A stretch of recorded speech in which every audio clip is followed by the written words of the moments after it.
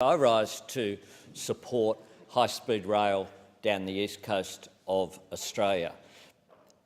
In government, I commissioned, as the Infrastructure Minister, a $20 million study into the economic opportunities that would be presented by high-speed rail.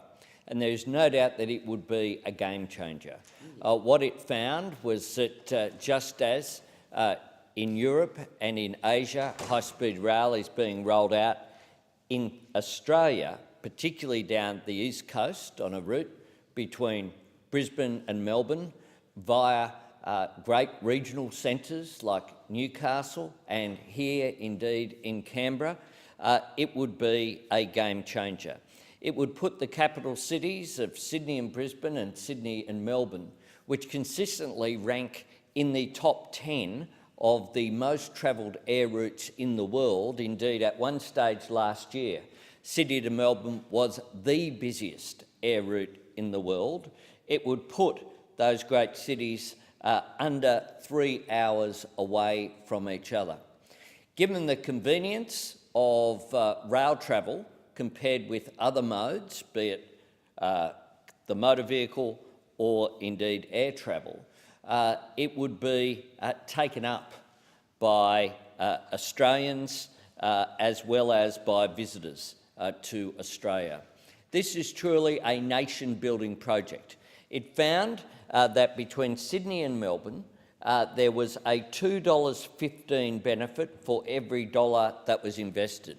That's why it was very disappointing that as part of its draconian 2014 budget, the government cut all of the funding for the High-Speed Rail Authority that had been recommended by an advisory group made up of eminent Australians, including the former Deputy Prime Minister Tim Fischer, including Jennifer Westacott from the Business Council of Australia and other representatives.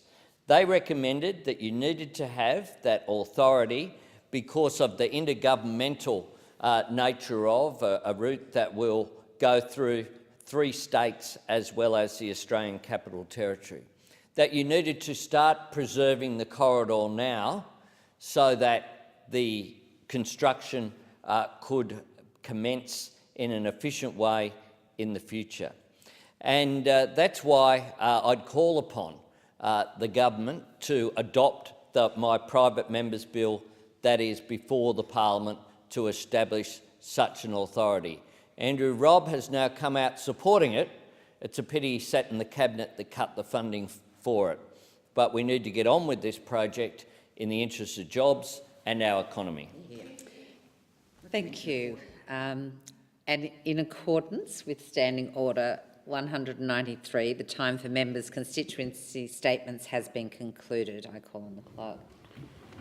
Committee and delegation reports. Order of the day number 1, Standing Committee on Procedure.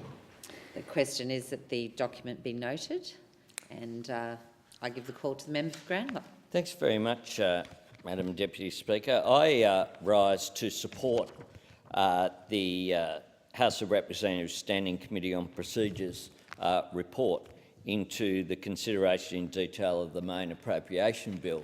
And it is appropriate that this debate takes place in the Federation Chamber, because what has occurred here for the last 2 years is some issues with regard to the interpretation of the existing standing orders in the dealing with the appropriations consideration in detail debate.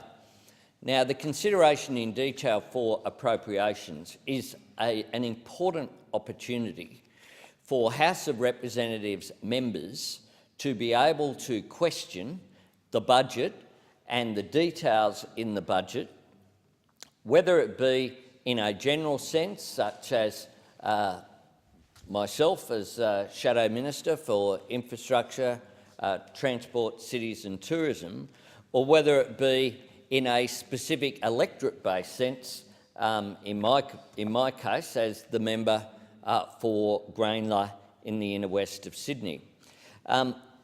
Unlike senators, who of course represent the states and territories, House of Reps members should be given the opportunity to raise issues that are of concern to their particular electorates. And this is the only real opportunity that House of Representatives members have to question the executive about budget details.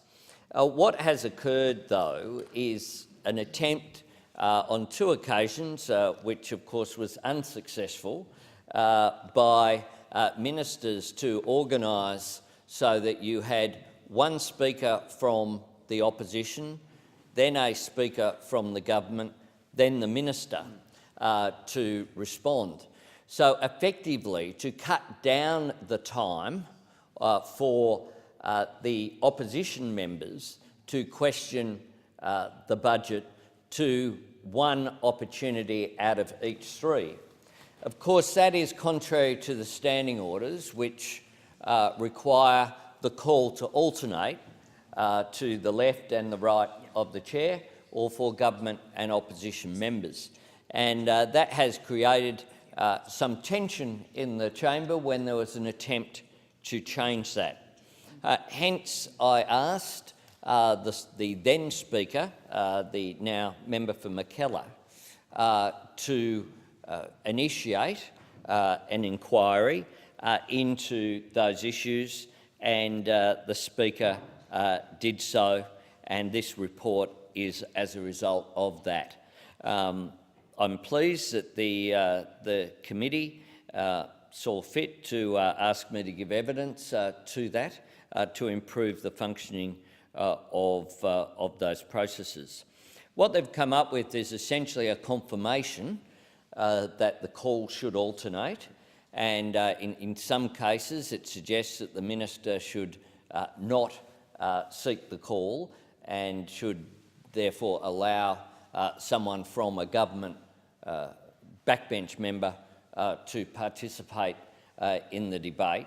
But it also recommends, importantly, that the time of contributions be reduced to 2 minutes.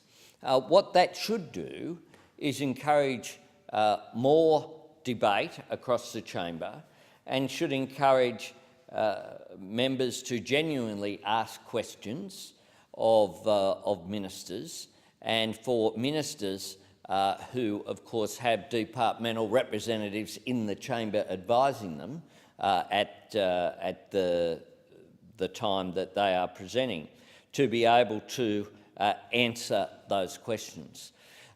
I think it's a very important part of accountability in terms of the budget. In recent times, since the last budget was handed down, there have been 3 announcements by the government of infrastructure projects, all of which we have been told come from within the existing budget. Now, that can only mean one thing, which is that other projects are being cut to fund the new announcements, but we don't hear what they are. And that is not accountable to this parliament or to the Australian people through this parliament for budget matters. And that is, I think, one of the issues that individual members would have a right to ask, why is it that projects are proceeding faster or slower than was envisaged in terms of the budget detail. Of course, we have another announcement on top of 3 new projects. And that is, I think, far worse than taking money from one project and giving it to another. That is the $18 million that has been taken from infrastructure investment to actually build projects, that's being used to pay for advertising the government's failure to build infrastructure. I have seen one of the ads that is on television, And I've had a look at the website that advertises the projects that the government, in the lead up to the election this year, is spending $18 million on. And you won't be surprised, Madam Deputy Speaker, that just about all of the projects that are mentioned are projects that were initiated by the former Labor government. And the government is spending $18 million cut from the existing infrastructure budget that was there for actual construction to hide the fact that it has failed, hide the fact that indeed public sector infrastructure investment has fallen by 20%, according to the ABS figures for September 2015 compared with September 2013. So it's quite extraordinary that you cut funding, you then cut it further in order to pay for an advertising campaign to pretend that you haven't cut funding. Quite an extraordinary proposition. And they're the sort of issues that should be able to be raised when it comes to the appropriation bills. There's only one opportunity for each portfolio area that members of parliament get to scrutinise the executive. Government members, of course, can far easier drop by a minister's office and request information of relevance to their electorate. But for non-government members, whoever the government of the day is, that is a prime opportunity that they have in real time to get answers. And that's why this reform, which is recommended by the House of Representatives Standing Committee on Procedure, which would confirm the alternating of the call is the appropriate way to go, as I suggested in this chamber on more than one occasion. It confirms that my understanding of the standing orders was right, and that ministers' attempts to manipulate those processes so that they weren't accountable to this chamber were simply wrong and have been seen for what it is. But secondly, also, I think the reduction of time to 2 minutes is also worthy of support, and the recommendation is it be a trial, because I think that will encourage genuine questions to be asked, and hopefully ministers, certainly competent ministers, should be able to answer those questions for members in this chamber.